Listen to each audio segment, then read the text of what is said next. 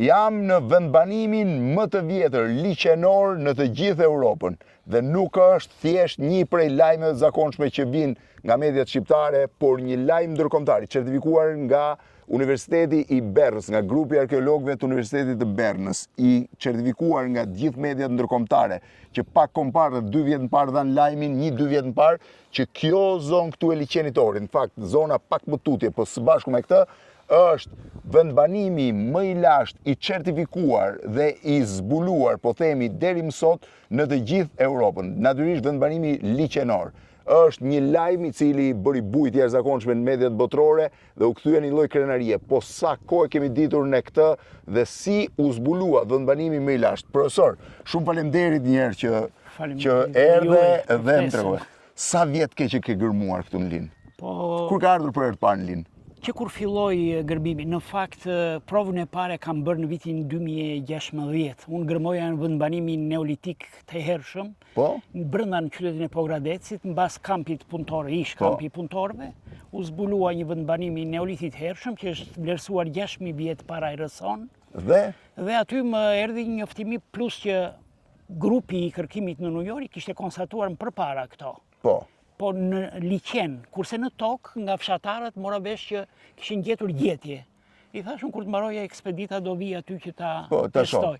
E testova, edhe më doli shtresa kulturore edhe në tokë, përveç liqenit. I thash që është pjesë e vendbanimit liqenor.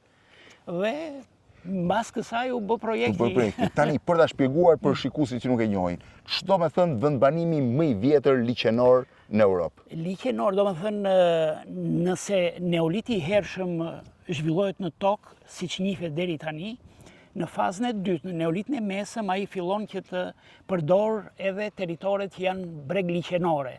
Do me duke shfrytzuar burimet e ujit, po dhe të tokës njëkohësisht. Dhe ndërtonte vendbanimin në breg të liqenit.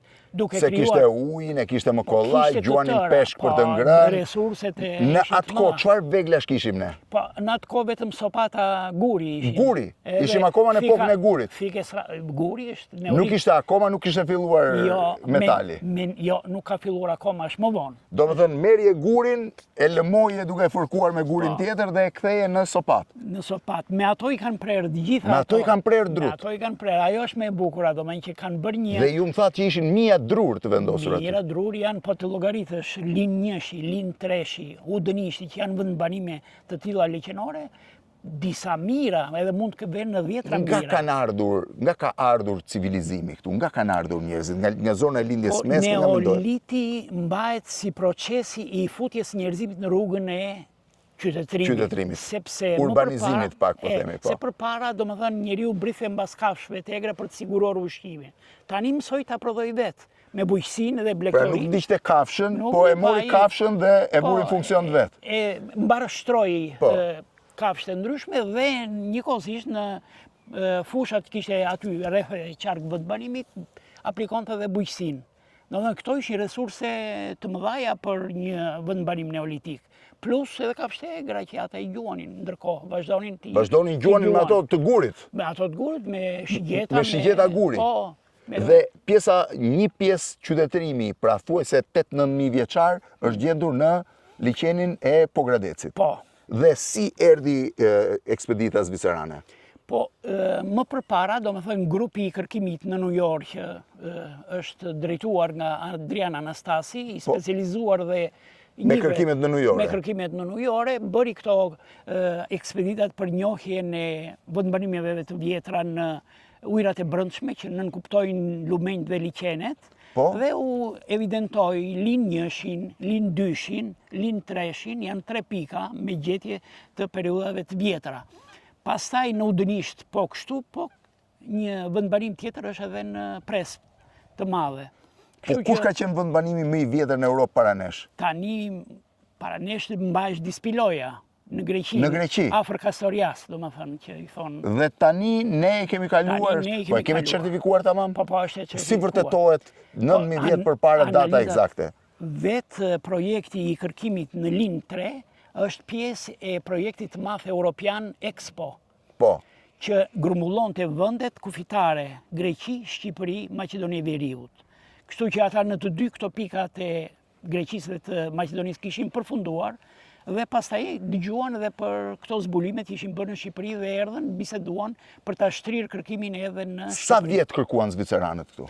Po ja, që nga 20-ta që filloi, por që ishte pandemia dhe nuk bëm dot fushat gërmimi, nga 21 deri 25, 5 vjet. 5 vjet, që ndruat ai hoteli atje më duket, Po, tek hoteli atje i Linit. 5 vjet kërkime dhe ata u bindën 100% derisa lajmi u bë botror. Datimet karbonike dhe ato janë të njohura për të Si gjithë. karbonike, si e Po verifikojnë? analiza e këtyre do bën pjesëve trungjeve të vendosura, po. janë si thuash pjesë që ruajnë karbonin, sepse ato karbonizohen nga koha. Dhe ajo analiza e karbonit nxjerr datimin e saktë kur është prerë ai trung. Po, me saksi të madhe? Po me saksi të madhe sepse kombinohen pastaj për hollësirat edhe dendrokronologjia, Edhe pjesa tjetër. edhe ajo metoda mjaki. Pra ne që di ka me dalë sa sfund. afërsi lëvizjen? Po ajo lëviz me pak vite, më thuash. Pak vite sa?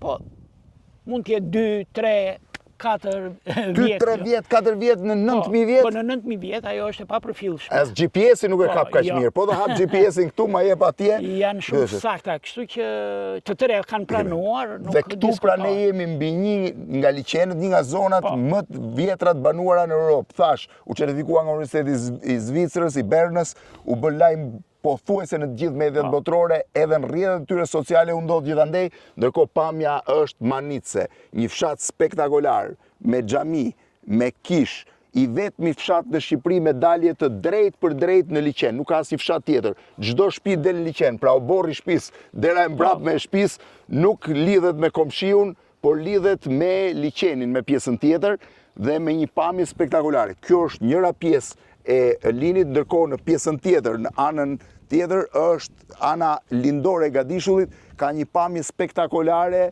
dhe mjaft pastër. Ndërkohë vazhdon gjithë pjesa e Maqedonisë ose ish Jugoslavia. Profesor, kur ke nisur me gërmimet?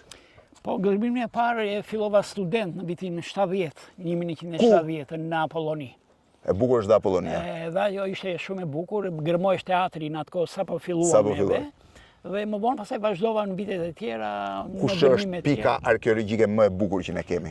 Po mua më ka tërhequr kjo e fundit, sepse Lini, sepse është vendbanimi i madh, vendbanimi më i vjetër në Europë për vendbanimet liqenore, ka sjell materiale të jashtëzakonshme dhe shumë cilësore dhe ka kaq shumë prurje edhe në pikpamje të mënyrës jetesës, të botës shpirtërore etj, që do të pasurojnë shumë prehistorinë e Shqipërisë. Në fakt është dhe një nga vendet më të bukura në Shqipëri. Pamja që shihni mbi liçen është e jashtëzakonshme, me të gjitha rosat që lëvizin, me transparencën e ujit dhe po kthehet një prej destinacioneve më të vizituara të viteve të fundit. Është absolutisht një prej fshatrave më të bukur në Shqipëri. Profesor, faleminderit.